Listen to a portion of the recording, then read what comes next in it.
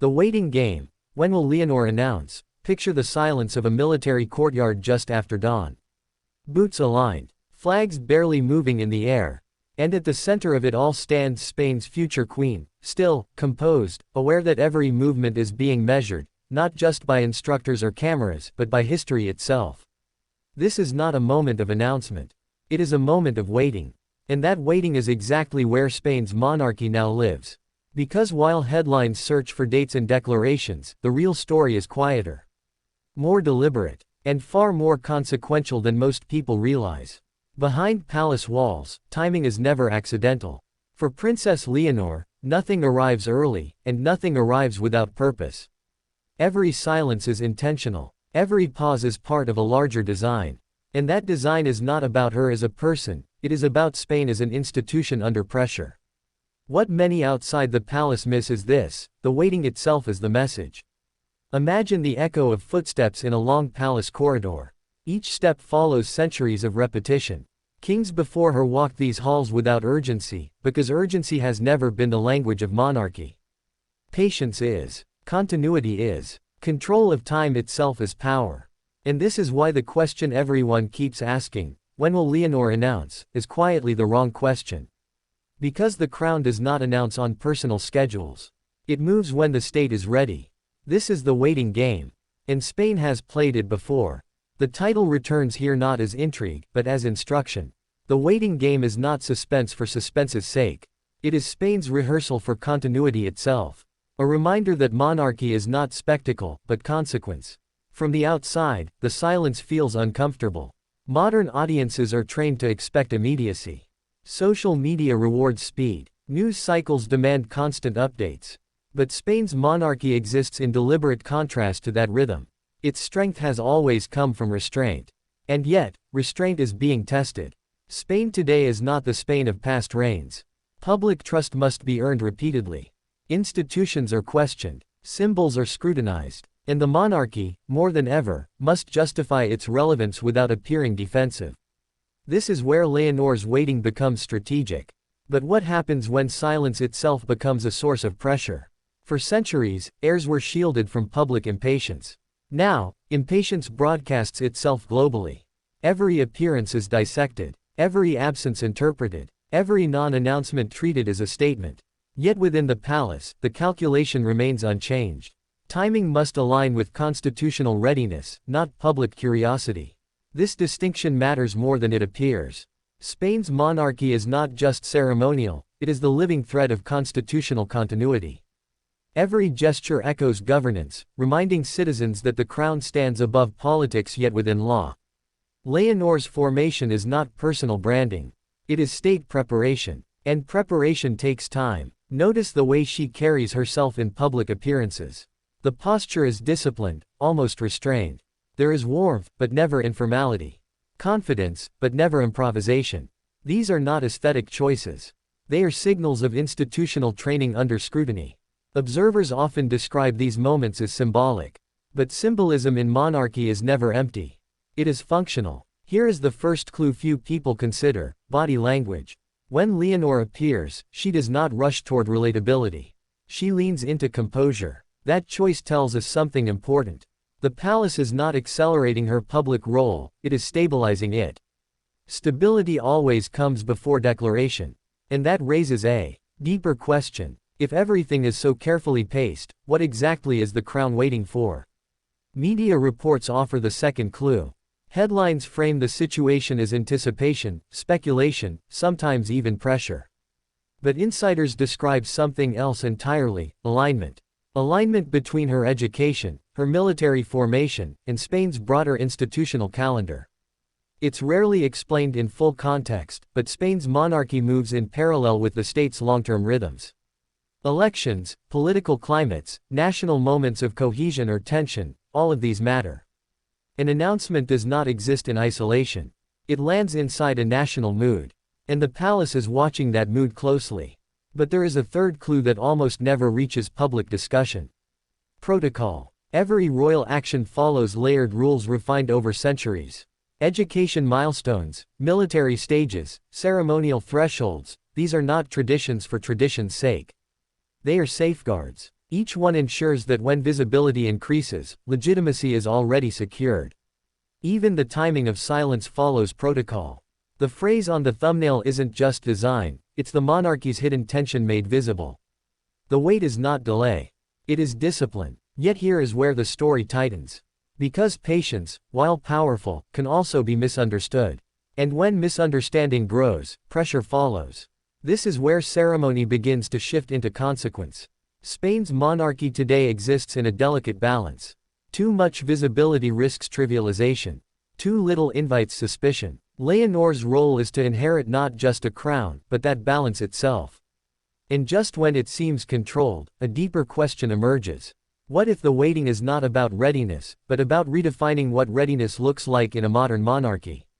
This is the midpoint where the story escalates. Because the real test begins here, where ceremony gives way to scrutiny. Leonor is being prepared not to announce, but to endure. To carry continuity in a world that questions permanence itself. And that requires something far more demanding than a speech or declaration. It requires credibility. Credibility built slowly, invisibly, through formation rather than performance. This is why every appearance feels measured. Why no gesture feels spontaneous. Why the crown allows silence to do the work that announcements cannot. Observers forget how this connects directly to Spain's constitutional framework. The monarchy survives because it adapts, balancing tradition with modern legitimacy. And adaptation often looks like restraint. Still, the tension builds. Public curiosity grows louder. Comparisons emerge. Expectations sharpen. And yet, the palace does not move. Because history has taught this lesson repeatedly. Monarchies falter not when they wait too long, but when they move too fast. And here is the moment where that history presses closest. This is not about a date. It is about authority. Authority that cannot be claimed. Only earned. This is the moment where ceremony turns into consequence, the crown's continuity quietly at stake. Every silent month reinforces the same message: Leonor is not being introduced to Spain. She is being aligned with it. And beneath the surface, the monarchy's continuity is being quietly tested. Crowds still cheer. Cameras still flash. But between applause, there is silence. A collective holding of breath. Not uncertainty, anticipation disciplined by tradition. And that anticipation carries deeper implications than anyone dares to admit. Because when the announcement finally comes, whatever form it takes, it will not mark the beginning of Leonor's role. It will confirm what has already been established through waiting. This moment, subtle as it seems, foreshadows challenges still to come. Spain's monarchy does not survive by reacting. It survives by shaping time itself. And as Spain looks forward, the monarchy's future hangs in delicate balance. The next chapter reveals pressures even more intense than today's. What lies ahead may redefine Spain's monarchy in ways few anticipate. The story continues, not with a declaration, but with patience. And the waiting is far from over. And that patience, quiet as it seems, is already doing its work. Because while the public watches for a signal, the institution is watching for resilience. Not hers alone, Spain's. This is the part of the story rarely discussed outside academic circles or palace briefings. Monarchies do not collapse at moments of noise. They weaken during moments of misalignment. When symbols move faster than structures. When announcements arrive before legitimacy has fully settled. That is what Spain is determined not to repeat. Few realize how this subtle phase ties into centuries of royal protocol across Europe. Heirs are never rushed into visibility at the exact moment curiosity peaks. They are introduced when curiosity has matured into trust. And trust is built through consistency, not spectacle. Notice how Leonor's public path avoids emotional shortcuts. There is no dramatic pivot. No sudden reinvention. Her image evolves slowly, almost imperceptibly. That is intentional. Stability must feel boring before it feels reassuring. And yet, boredom is dangerous in a media environment addicted to urgency. Here lies the paradox. The monarchy needs time, but time invites interpretation. And interpretation invites pressure. But what happens when modern expectation collides with institutional tempo? Here is where the waiting game becomes something more than strategy. It becomes proof. Proof that the crown can still command restraint in a restless age. This distinction matters more than it appears. Spain's monarchy is not trying to win attention. It is trying to preserve authority. And authority, unlike popularity, grows in silence. Observers often mistake the absence of announcements for hesitation. But inside the palace, hesitation is the one thing being avoided. Every stage of Leonor's formation is deliberately closed loop. Nothing begins without knowing how it will end. This is why even symbolic milestones are treated with caution. Because once something is declared, it cannot be undeclared. And monarchy has learned, often painfully, that premature visibility can weaken future legitimacy. This is the third tension quietly shaping the timeline: irreversibility. Once the crown signals readiness, it cannot retreat. The waiting ensures that when movement happens, it only moves forward. And just when it feels like the silence might stretch indefinitely, another layer emerges. Public reaction. Crowds cheer, yes. But listen carefully to the tone. It is respectful, not euphoric. Curious, not demanding. That matters. It signals that the public understands, perhaps instinctively, that this is not a personal story. It is a constitutional one. National identity is woven into these rituals, binding past and present in a single moment. Leonor does not represent change alone. She represents continuity under modern scrutiny. And continuity must be tested before it is trusted. This is why the midpoint of this story does not arrive with fireworks. It arrives with endurance. This is where the monarchy's survival shifts from ritual to reality. The waiting is no longer passive. It becomes active proof that the institution can still govern itself with discipline. But beneath that discipline lies a question that has not yet been answered. When the moment finally arrives, will Spain recognize it not as an announcement but as confirmation? Because the most effective royal declarations are the ones that feel inevitable. And inevitability is built quietly. What seems ceremonial now may prove decisive in Spain's future. The next phase will not test Leonor's image. It will test the monarchy's timing. And timing, in monarchy, is everything. The story does not end here. It sharpens. In the next chapter, the pressures intensify. Visibility increases. Expectations narrow. And the margin for error disappears. Because once the waiting ends, there is no pause button. The crown moves forward, or it doesn't. And as Spain watches, history watches too. The next episode reveals what happens when patience finally meets its moment. And when that moment comes, it will be subtle at first, not a headline, not a flash in the press room.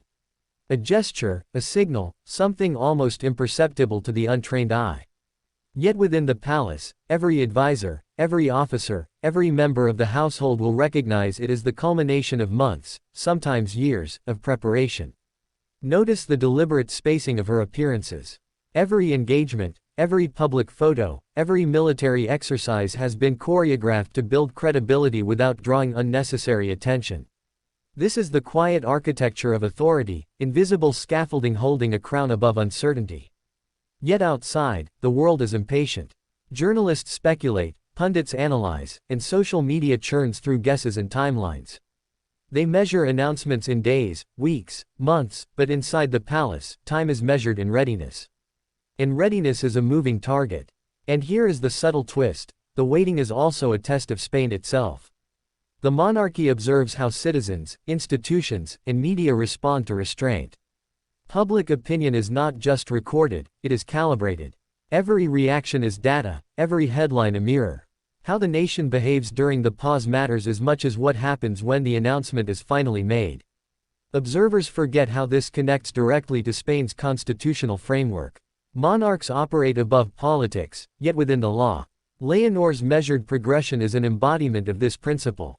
Every delay, every silence, reinforces that the crown does not yield to pressure, but moves in concert with governance and national identity. Yet, the tension grows because patience alone cannot sustain interest. Here is where body language becomes a language of its own. Watch how her gestures are precise, how her gaze lingers just enough to acknowledge the public but never concede authority. Small signals carry enormous weight: a tilt of the head, a subtle nod, the alignment of a medal. Each is a page in a script written centuries ago, interpreted in real time. And as the ceremonial path unfolds, media reports add layers of complexity. Headlines may call it anticipation or suspense, but insiders know it is strategic visibility. Each mention reinforces credibility without forcing premature judgment. Few realize how this subtle orchestration preserves the monarchy's stability. But just when it seems the rhythm is predictable, a new variable enters: expectation. Modern audiences demand clarity, immediate answers, and personal connection. They want to humanize the institution. And Leonor must satisfy none of these impulses too early. Every act of restraint is both personal discipline and public messaging. Here, the crown's hidden tension becomes visible. The thumbnail phrase you saw, "the wait," is more than a hook. It represents centuries of constitutional practice compressed into one psychological signal. The monarchy is teaching patience while demonstrating authority. Yet the waiting is not static. It is a deliberate escalation. Each carefully timed appearance, each ceremonial milestone, amplifies credibility. Each pause forces the public to internalize that leadership is earned, not declared. And the climax approaches in ways that will surprise many outside Spain. Because the real test is not a speech or event. It is alignment, the convergence of public perception, institutional readiness, and personal formation. Only when these three threads intersect does the crown move from ritual to reality. This is the moment where symbolism becomes consequence. Every gesture, every glance, every appearance is a step toward legitimacy, not spectacle. It is where the monarchy proves it can endure scrutiny without compromise. And yet, even at this peak, the story does not conclude. Because monarchy, by its nature, is continuous. Announcements are markers, not endpoints. Every decision now will echo through decades, shaping how future generations understand authority, duty, and patience. So, as we watch Leonor navigate this delicate path, we see more than a young heir preparing to speak. We see an institution exercising foresight, a nation learning restraint, and a legacy quietly asserting itself, one measured moment at a time. Even now, with cameras poised and eyes watching, the most profound work happens in the spaces between. The gestures that seem routine, the silences that feel prolonged, these are the subtle proofs that the crown's continuity is intact. And when the next chapter begins, the stakes will rise further. The rhythm of preparation will meet the tempo of public scrutiny. The balance between patience and inevitability will be tested in real time. And the world will finally see that the wait was never passive, it was the crown itself, quietly asserting its authority. The story continues, and the pressure only sharpens. The monarchy moves, but only when all is ready. And as Spain anticipates the next move, the true measure of continuity, patience, discipline, and constitutional alignment will be revealed. The waiting is far from over. But when the signal finally comes, it will carry the weight of centuries, the authority of the state, and the quiet certainty that the crown's legacy endures.